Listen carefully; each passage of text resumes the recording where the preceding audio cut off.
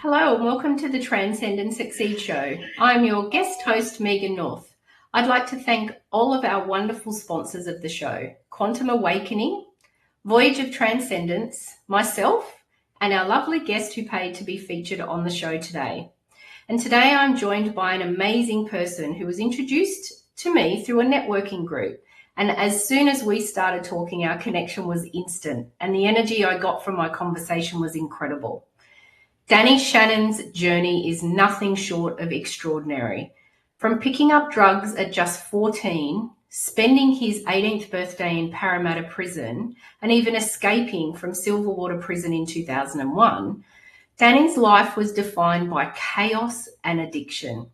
But everything changed when he made the decision to get clean on 15 September 2009, a miracle he holds close to his heart every day. Today, with over 15 years in recovery, Danny has become a powerful voice for change. Through his raw honesty and trademark optimism, he shares his personal story to raise awareness about the emotional and social impacts of addiction. His massive online community, more than 500,000 strong, rallies behind his mission to show that recovery is possible for anyone willing to embrace it.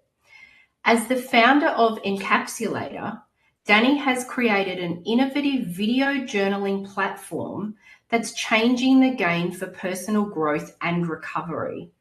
Encapsulator gives people a private space to document their hopes, dreams, and challenges, allowing them to reconnect with their true selves while tracking their progress.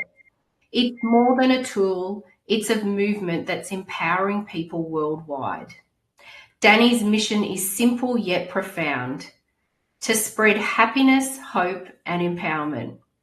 Whether sharing his story on stage, guiding others through their recovery, or creating life-changing programs, Danny proves that it's never too late to rewrite your story. So welcome to the show, Danny. I'm so thrilled that you're joining me today.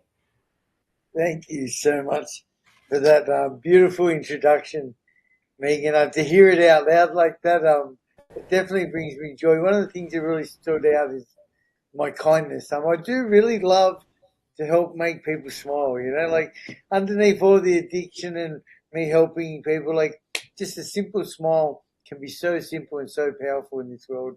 And it's lovely to hear that. Thank you. You're welcome. And it was one of the questions I was going to ask you is that, how does it feel when you sit there and you listen to that journey that you've been on? It's probably something you don't take much time to reflect on often, is it?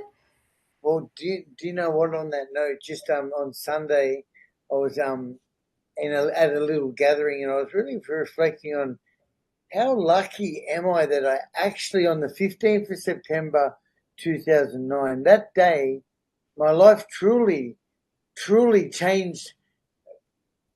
Like a miracle happened that day, and it's hard. Like if that day didn't happen, I would probably be dead, in jail, in some mental health institution, homeless, or maybe I would have found recovery, and maybe it wouldn't have been as good as it is today, because it's hard to it's actually I live an incredible life. I'm truly blessed to be where I am today. So it's hard to imagine life being any better, really. Yeah, yeah. So yeah, And I think it's really interesting, Danny, because everybody's on their own journey, aren't they? And it's not until as there's that one moment where it's right for you. I know myself in 2014, I was in a very dark place, from a mental health point of view, and I was contemplating ending my life. And I knew I had all the support. I knew everything that was around me, but until I was ready, until I knew it was the right time for me to start to take action, no one else could have told me. No one could have, it wouldn't have mattered if anybody had badgered me or hounded me, and probably the same with you. Until you're ready, until it's that moment, I think we just have to hold people and support people on their journey. yeah. Look, you just mentioned like you became ready as well, and like just for me, I don't know that because I tried 49 times. I tried to become ready, So Yeah. there's another like I don't truly understand suicidal tendencies and depression. I've been pretty fortunate. I mean, to be at some lows, but mine is a little bit different. And when you talk an addiction, I don't know. Like, I wish I could fine tune and work out. I know what happened is for the very first time in my life that day, it's not that I made a decision, but that day I decided I changed my mind. I was gonna hand over the money, and that day to get on heroin and cocaine, and that day for the very first time I thought, okay, maybe what if I don't do this? Wow. And that really that was the first time. See, drug addicts don't change their mind. You don't go to buy drugs and they go, oh, you know what, maybe this. It was Christmas Day, but in saying that, it was Christmas Day. I was currently in rehab at the time. I knew if I did purchase those drugs that I'd be kicked straight out of rehab. I'd be homeless again. I'd probably end up back in jail, back in rehab, maybe dead. But I didn't know what would happen if I got on the bus and went back to rehab that day. And that day I changed my mind, Megan. So just going back to what you said, I feel like I tried to make that decision so many times, but on Christmas Day 2009, the true miracle happened. That was the day that I lost the obsession and compulsion to get and use more drugs. It was completely lifted from me. I've never come close to picking up another drink or a drug since Wow. It's since that day. amazing. That's 15 and a bit years ago now. Yeah. Crazy. Yeah. Yeah. Yeah. So yeah, I think it's and maybe it's when I said you're not ready, but it is about then I think that one moment of, do I want to make that decision or do I want to make that decision? Yeah. It's that Yeah. tiny little adjustment that you can make. And Yeah. I think those 49 times before probably built up in your life, and you thought, what if this one Maybe. time I don't make that decision? Yeah. I'm sure they did play a big role in it. Yeah. And to people out there struggling, some people get it the first time as well. I take my hat off to them. And even more importantly, a young person getting it at the age of say 20, right?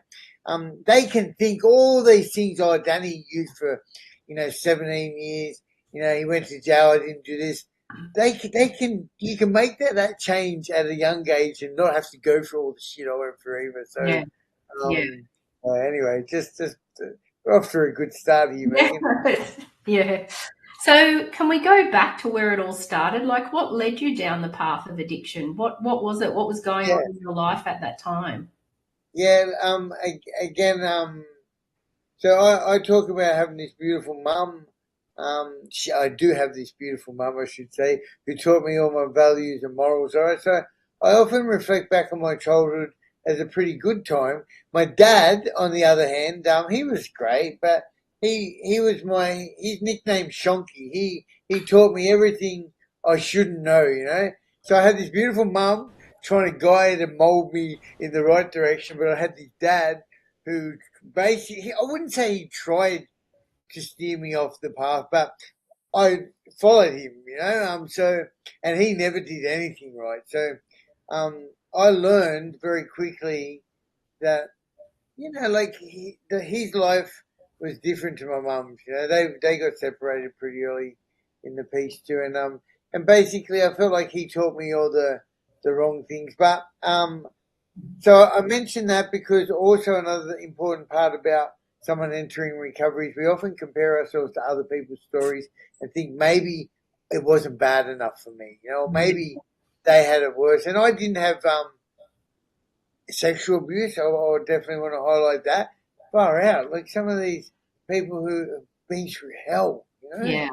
Yeah. But in saying that, I also minimised my story quite a lot too. I was homeless at a very young age. Like when I say homeless, I left home um, at All a right. young age, and I was the couch surfing up in Bundaberg. I think at 15. My dad used to go overseas a lot, and I would be left at home. Every time he'd come home, we'd be kicked out of the house because I'd had some parties. But to answer your question, Megan, I picked up drugs and alcohol. Alcohol, marijuana, and nitric oxide nangs, these cream bulb things that you instantly kill your brain cells when you inhale them.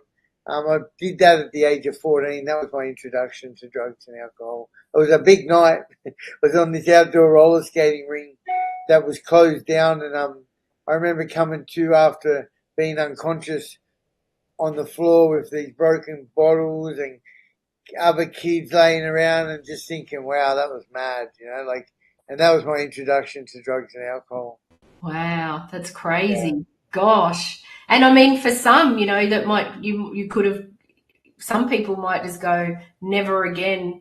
I Yeah, could never do that again. It's interesting, isn't it? yeah, How some people, that's you know, right. some people get drunk on one thing and then go, oh my God, I can never drink that again because it's got the worst feeling and memories for me. Yeah, Whereas, I was going like this. See, that's the difference, I think, between an addict, alcoholic, and maybe a normal person.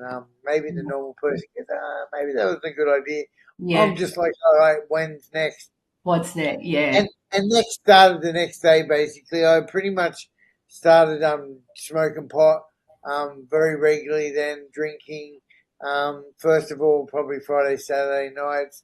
I got introduced to amphetamines, to speed, ecstasy, LSD, magic mushrooms, and then at the age of 15, about almost 2 years later, I picked up heroin for the first time, and if up until then I'd had some experimentation, that was fine. I don't think it was really, really a big problem. But the day I picked up heroin, my life changed forever. right.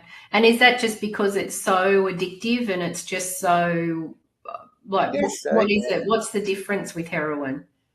yeah. The difference is definitely the addictive part.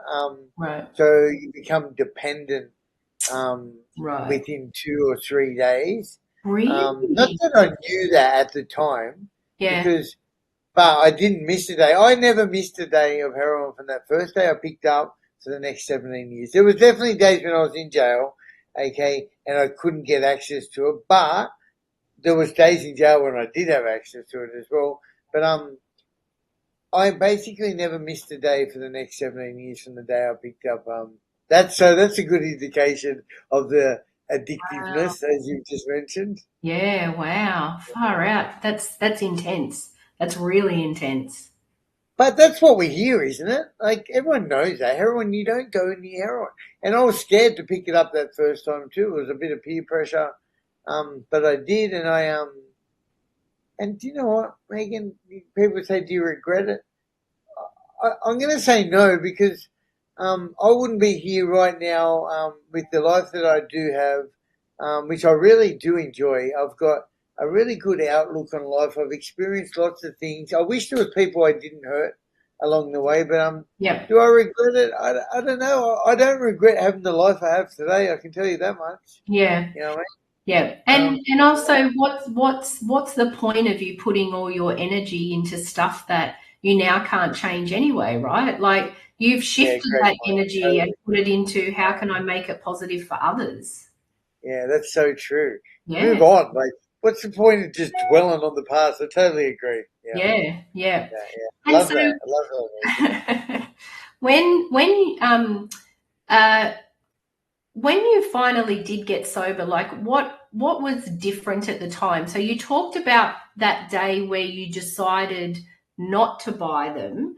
And then what happened? Like, did you have this aha moment of, oh my gosh, I like were you in that moment of, wow, I've just made a really big decision? Did it hit you, or was it something that sort of, I don't know, bubbled away? Why was it Sure. different? What happened? Okay. Up until that point, I mentioned 49 times, right? So from the age, I'll just go back a tiny bit first before I jump into that. Yeah, From the age of 16, I started going to detoxes. Like, because I had this beautiful, loving mum, right? I picked up heroin at the age of 15. I started abusing it instantly, right? By 6 months down the track, or actually even 6 weeks down the track, I had a girlfriend at the time too. They discovered Danny's using heroin. As you can imagine, like, imagine the poor families, like, thinking, he's using heroin now. Like, everyone's got a real bad view on yeah, heroin for good reason. yeah. Anyway, so I had them on my back, my family, my mum and my girlfriend, probably my sister. So I think I started trying to get help at an early age. Never serious, never serious. Yeah, I'll just do it to shut them up Shut them because up. Yeah. I'm the kind of guy, I want them to be okay. I didn't want to hurt them, but obviously I had other motives too. And anyway, so I started going to detoxes. Probably by 17, I started going to detoxes and rehabs. Oh my god, churches! I got put into these churches with and I won't go too much into the church thing. I had hypnosis. I had now Trexone. I had all these different treatments, but by the time I'd gotten to that final point, I had been in drug court, which is like a jail drug program. I've been in, I say 49 attempts, I've been in every single detox and rehab in Sydney. So there's a lot too. There's Right. a lot of Wow. rehabs and detoxes in Sydney in the public system. I've been to every one. I used to go there frequently because I'd be abusing meth because I got into the meth as well. Um, so I was abusing substance. I wouldn't be sleeping for 5 days. So I'd go to detox. It's almost like I'd go there to have a sleep with some little bit of intention on maybe I'll get off drugs. But then as Right. soon as I'd come true, I'd start withdrawing. I'd jump the fence and I'd go and get on again. Yeah. And to go back to your question, okay? So that day I was let me talk you through it. It was the 25th of December. I was in rehab. I'd been there for 60 days, so I was 60 days clean. Um, but early madness, like all I wanted to do in that 60 days was I was I was clean by the skin of my teeth. I was just hanging in there. Right. Luckily, it was a wonderful rehab. It was called well, two by then. One of them was called Foundation House. It's a 28-day program in Roselle, and then that was for the first 28 days, and then I moved on to another program called Glebe House, which was incredible too. Now, I Christmas Day came up. I applied for a leave, right? I got knocked back by the manager. I listened to this, so because for a good reason. Because look, I was about to go and get on, and I was in the office in a private room crying because I started to experience all these emotions, and I wasn't crying because I couldn't go, but I was crying because I don't know. I just had all these feelings. Like I knew my mum was going to be upset and disappointed. I didn't want to go by any means.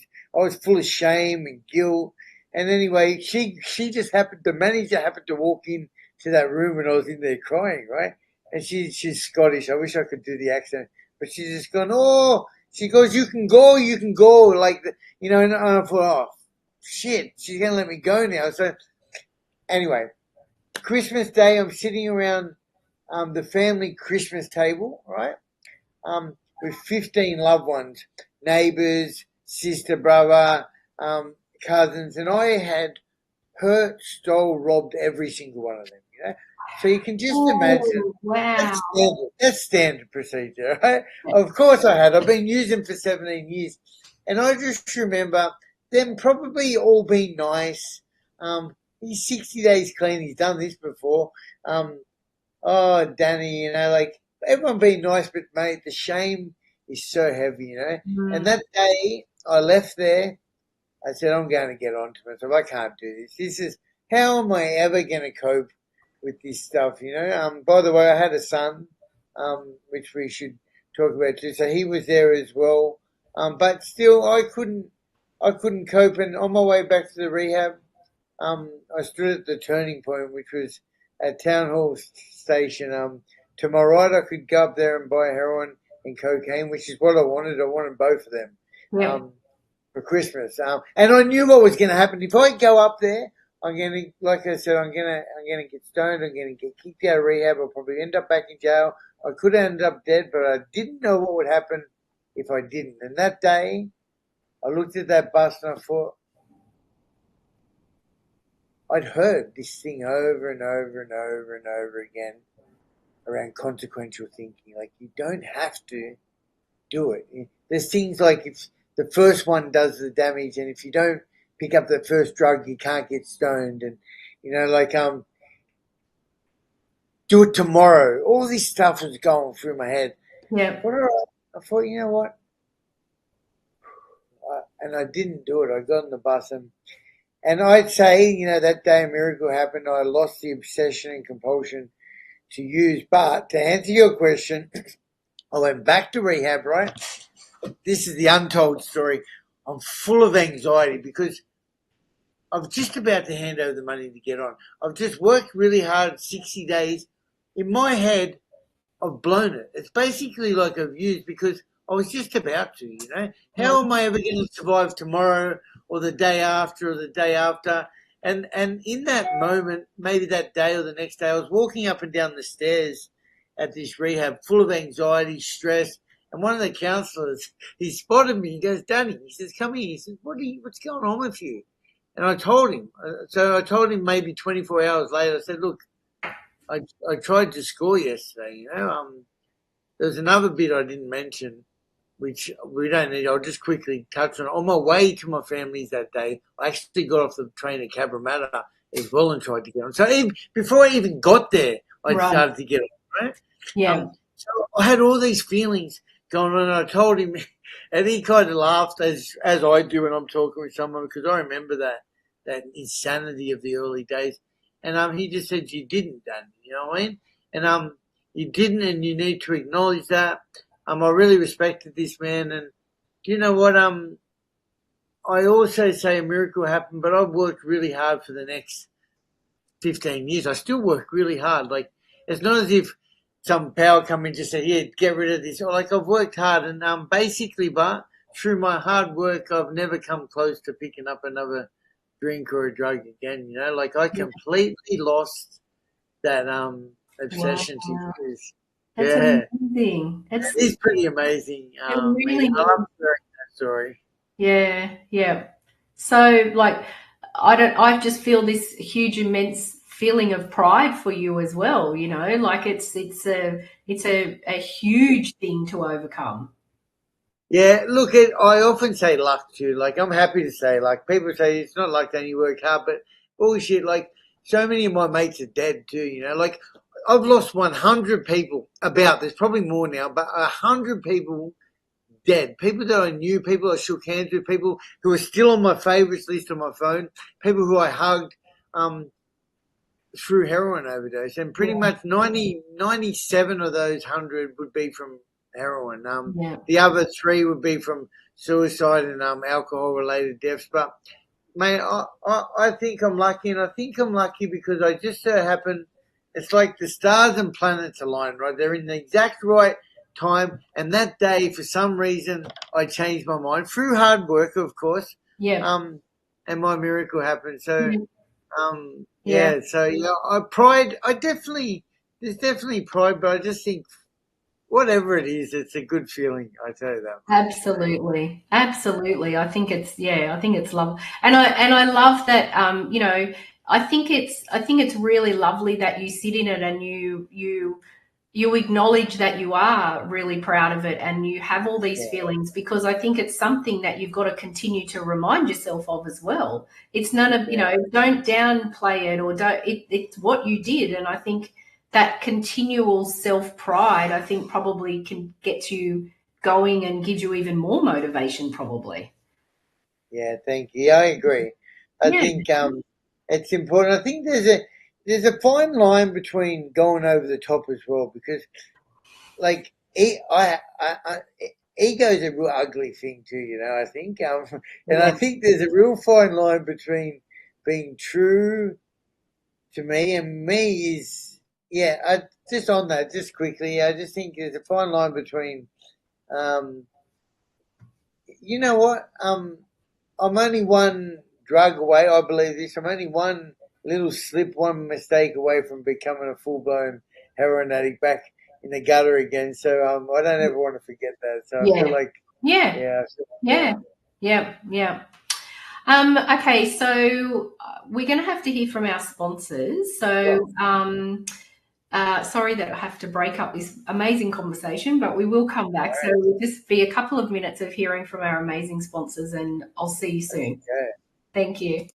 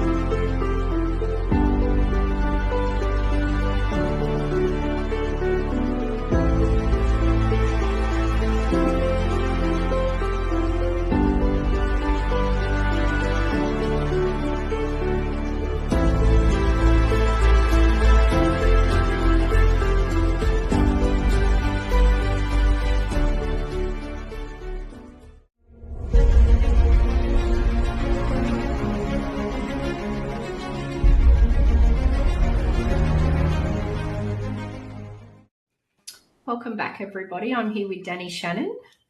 So, Danny, at the beginning in your intro, I talked about an amazing journaling platform that you have created called Encapsulator. So, can you share with us what's Encapsulator? Where did it come from? How did it all begin? Just give us as much information as you can. Yeah, let's do go. it. Yeah. Let me just share quickly.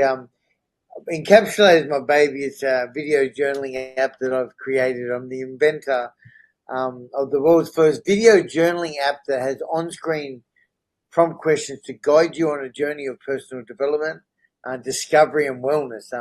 But one thing that happens is I get all these opportunities to share my story and talk about Encapsulated, but I get too caught up in trying to share my story and help people that I forget to plug the app. So thank you for getting my attention. So I would love to share the story with you. Before we jump into the story, as I just mentioned, Encapsulator is a unique video journaling platform for mental health and for wellness. Our on-screen prompt questions and expert design programs will assist you to explore your thoughts and your feelings. So as you can imagine, you're struggling one day, you pull out the app and you might be download the Recovery and Beyond program. That's my video journaling recovery program. And you're in the recording section. It says, Danny, how you doing today? Well, if you be honest, say, well, actually, I'm struggling. When we start to explore and talk about what's going on for us, where a problem shared is a problem halved. We break down some of the barriers that hold us back and increase the chances of us seeking the professional help when Mm. we're ready. That right there basically is the power of Encapsulator. It's a private space to express yourself without any fear of judgment, using video to reflect on your journey, capturing your hopes, your dreams, your fears, your future aspirations. It is a 24/7 self-counseling tool available in the palm of your hand for mental health and wellness.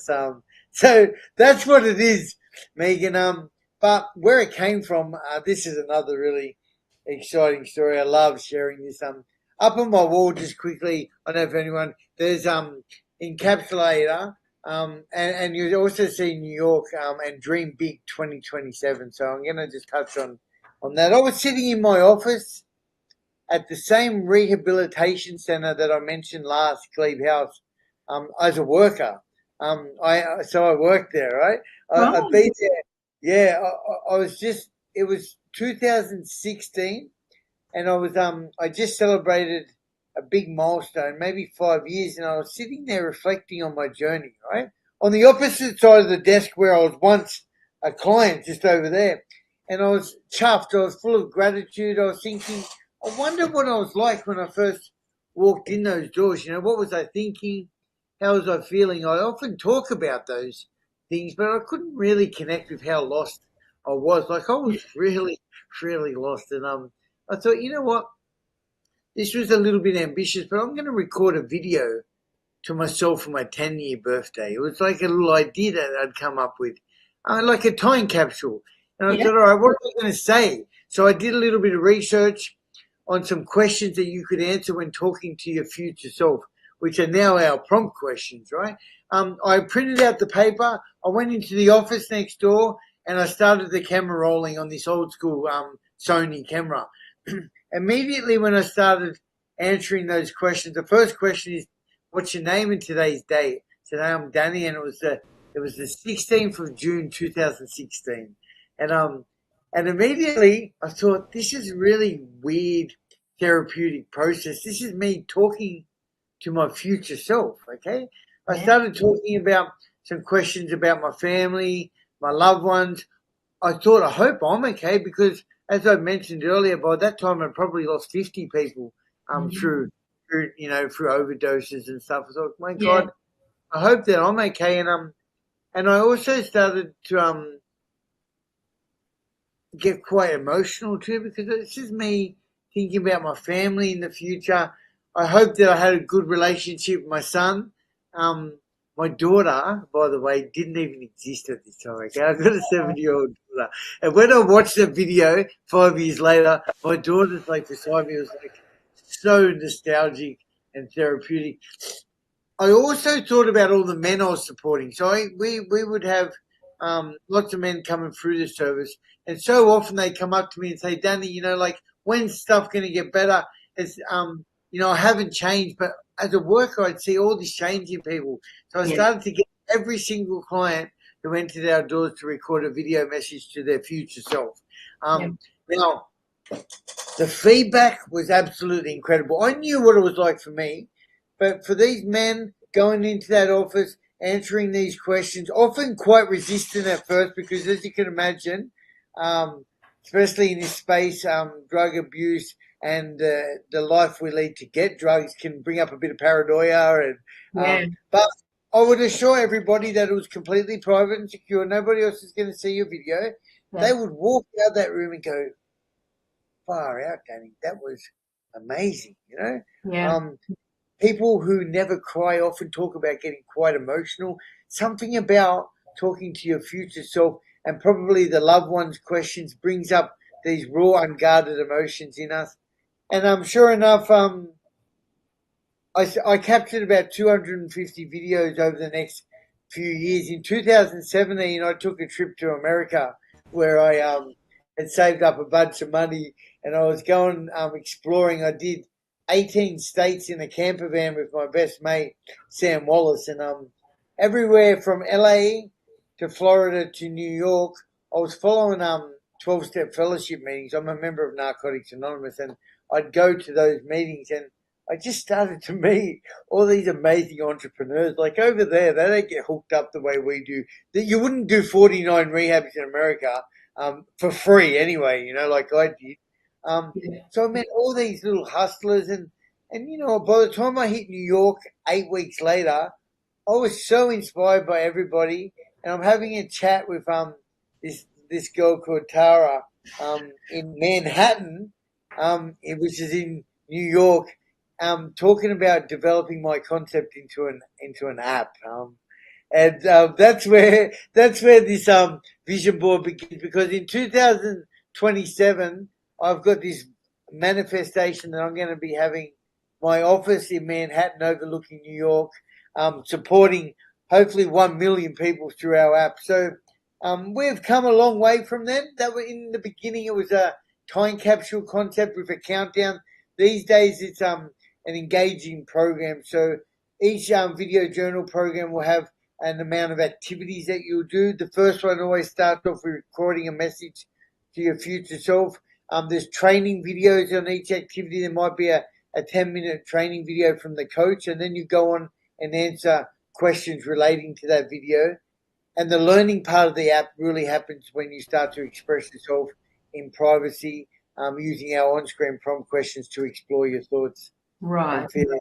We're working with organizations now, Megan, as a companion tool to their existing programs. Hmm. So you might have your own drug and alcohol program, or you might have you know, your HR program that you do, EAPs and in organizations. So we help assist those existing programs using our video journaling technology to basically give people a safe place to express themselves without fear of judgment.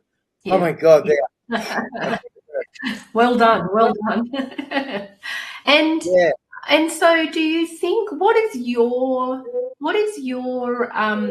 thoughts on when you're talking about that? Do you think it's when people are going on a journey, you often don't stop and reflect on where you've been. You're always just, this is where I am at the moment, and this is where I want to get to. And so, do Yeah. you think that the recording videos of yourself and you know the future self, but also even just being able to watch back to even where you were 3 months ago, do you think that that's where it's helping people as well? Yeah, yeah, it's a reflective tool. And you mentioned this earlier in the piece. Encapsulator is a true reflective tool to be able to measure your growth. So often we don't see the change in ourselves, but if you can look back 1, 2, 3, 12 months down the track and see where you were, rewatching those videos, and even if you've fallen off the wagon, maybe you haven't reached your goals, what happens is by watching those initial videos where you're pumped up, you're ready to attack the challenge, and motivates us to get back on track or celebrate our success, you know? So yeah, absolutely. That's one of the very powerful parts about Encapsulator, and Yeah. video journaling as well. You also have the option to use written journaling on our platform and also audio. I highly recommend video because I'll tell you why, Megan. When we write down stuff in a journal, and this is fine, but between our heads and paper, we manipulate the words to look a tiny little bit better. Okay, now when you video and you capture the raw, unguarded essence of who you are today, you can't. You capture what you said.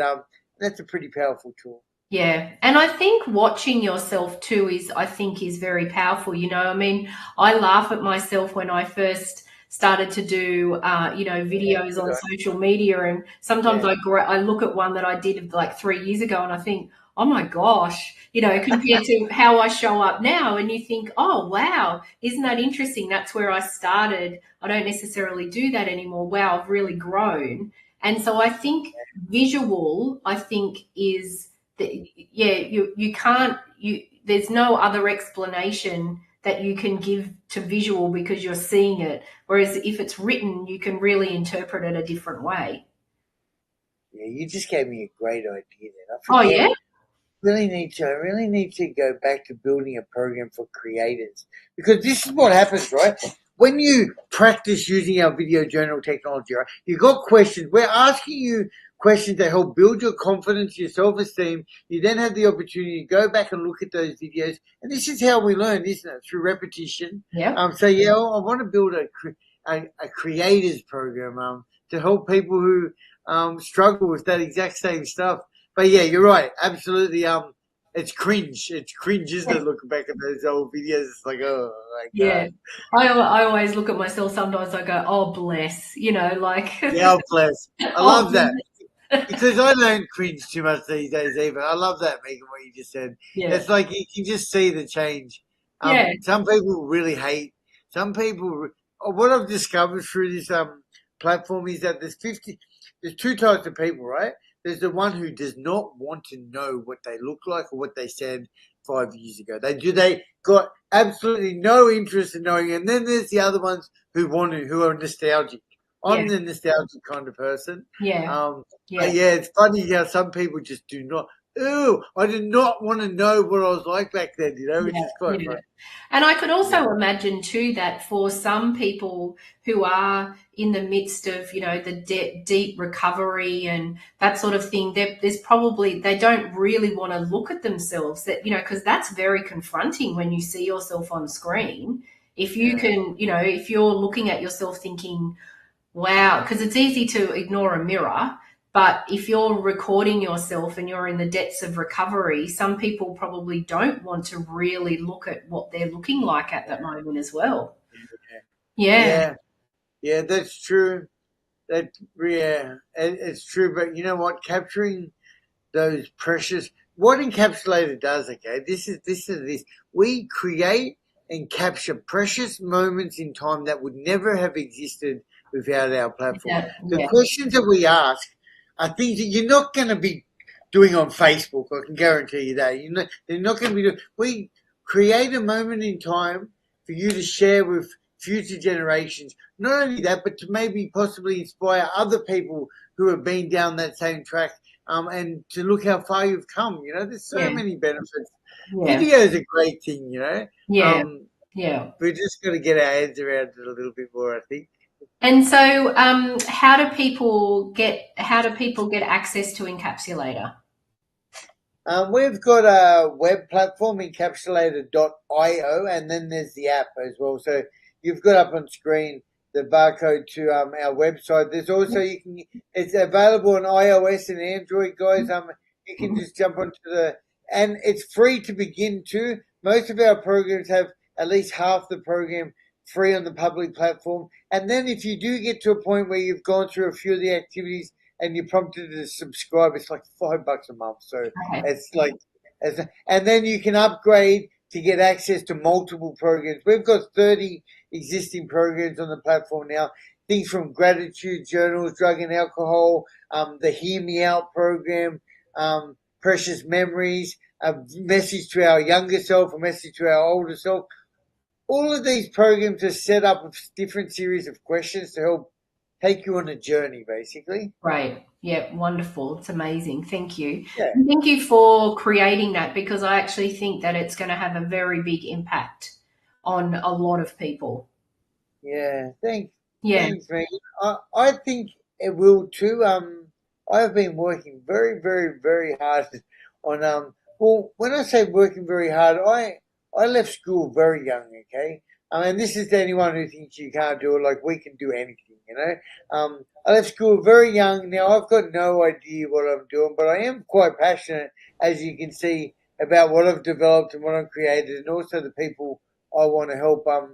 If I had all the knowledge, maybe I'd be a little bit further along the track. But at the moment, I just continue to take opportunities like this to promote it and get it out there. We are working with a number of organisations who are getting incredible results from their staff and clients who are using the app. And as we mentioned, when we verbalise our goals in a private space, we start to break down the barriers. The barriers that hold us back. A problem shared is a problem halved.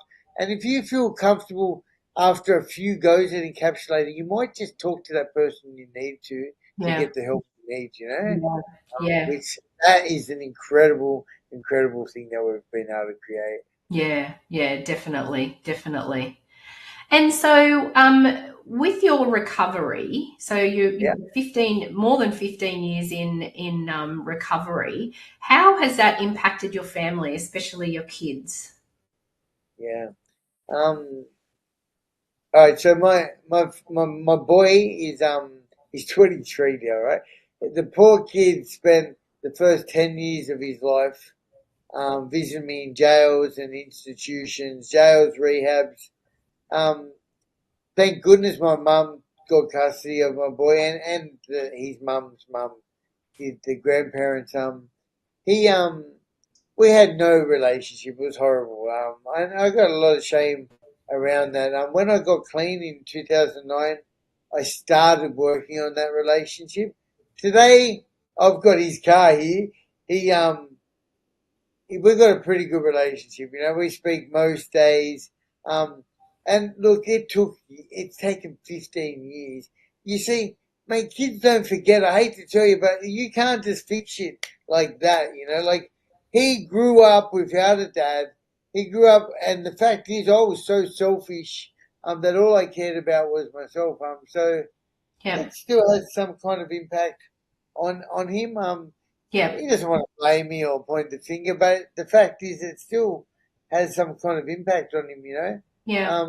It's his mum too. His mum wasn't around as well. Let's Yeah. blame it on his mum rather than be, you know. But my daughter, who was born in recovery, she's about 7.5 years old now. And because I do this work, she's got such an incredible life and such an incredible understanding of life. Probably what a kid shouldn't have, but I don't. I don't expose her. I don't purposely expose her to heavy stuff. But like when she was about 5, I was on a current affair, and she seen the interview. Right, it wasn't with me because I wouldn't have shown her the interview. But I think she was over at my mum's house or her mum's house, and I was on the current affair interview, and there was a jail escape in my story. Right, we didn't we didn't talk on it, which is nice not to talk about because everyone does. But she come back to me. She said, "Daddy, you on drugs?" And she said, "You escaped from jail." And that was at about 4. Probably a really good time for her to start to understand that stuff. And ever since, now, if you ask my daughter, what does Daddy do? She says, "I help people. I help people. I just help people. That's all it is." Oh, that's lovely. Yeah, and I love that too because that is, if people ask me what I do, I reckon I make people happy. You know, that's what I try to do. That's my goal. I try to put a smile on people's faces. I definitely help people recover through sharing my stories around the social and emotional impacts that addiction can Yeah. have on ourselves and our loved ones. Yeah. Yeah. So yeah, the family, mum's good. We speak regularly. I lost my dad just halfway through August last year. Oh, I'm Me and sorry. yeah, that's okay. Me and my dad, um, God, he never changed. Like he's Shonky. He was called Shonky, till he was put in the ground. He Me and him were never close, but I've got this, a big amount of respect for my dad. He used to visit me in jail. He never judged me. Like he's a legend. And I truly believe I got a lot of good traits from my dad too. So yeah, family's good. Yeah, good. Good. So can you believe that we've actually only got a couple of minutes left? Is that right? Yes, that's right. That's right. Okay. So I I'm going can't to believe it. ask you the same question that I ask all of my amazing guests. What Okay. is your favorite quote and why is it so important to you? Yeah. Well, I think my favorite quote is written on the wall behind me. Dream big. Dream big and never give up. I think they both go together. Okay, and this really fits for somebody on a journey, and particularly at the beginning of their journey of recovery. Okay. Yeah. I was a lost, miserable soul. My spirit was blackened by like this thick tar of heroin, abuse, crime. I had no spirit. When I entered recovery in 2009 for this final time around, happiness was not a thing that worked for me. But luckily I was in a supportive environment. I had good people around me, and I started to dream. I started to dream. I certainly did not see myself here 15 years, 4 months, and 22 days later. Exactly. I couldn't have imagined a better life. They say in the early days, Danny, if you had write yourself a list of everything you want in 5 years' time. You'd be selling yourself short. Well, it's funny because the things today, and this is so cliche, right? But the things today that I thought I would have wanted, the most magical things I never knew would exist is just serenity and a peace of mind. Um, this this comfort that I don't need to use substances. This other comfort that I know I can get through anything. Yeah. So dream big, never give up. You've got this. So that's what I would share to anybody out there beginning their journey. You can do anything. Anything. Wow. Thank you. Danny, all I can say is thank you for being you and for sharing your story with us today. I'm in Right. awe of who you are and what you've done and how you've turned your life around. And you know what? I feel really blessed to know you. So thank you for Right. being you. Thanks, Megan. That's very sweet. I appreciate the opportunity. To anybody watching, one thing I do is I answer every single message I get. The thousands and thousands of messages I get on Facebook and Instagram, I answer every single one of them. So, and I'd love to hear from you too. If you're an organisation out there who'd like to get involved with our video journaling technology, I'd love to come out. I give you a demo and show you how we can help you change your employees and your clients' lives. And Thank more importantly, never give up. Yeah, thank you. And I just want to say thank you to all of our amazing and dedicated audience, our supporters, and our sponsors. And I hope that you all have an amazing weekend. And I look forward to seeing you all next week. Thank you again, Yeah, Danny. thank you.